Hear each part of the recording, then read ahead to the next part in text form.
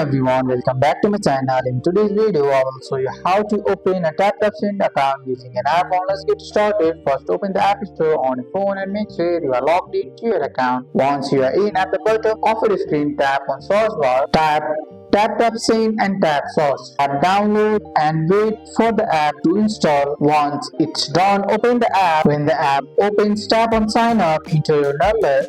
TapTap Send will send you a verification code by text message. Enter the code in the app to confirm your number. Next, enter your full name and email address. Make sure the information is correct because it will use for your account. TapTap Send may ask you to set up Face ID, Touch ID or a passcode. This helps keep your account safe and private. And that's it. Your TapTap Send account is now open and ready to use. That's all for today's video, guys. I hope you guys liked this video. If you found this video helpful, drop a like, subscribe for more videos. Thanks for watching. See you in the next one.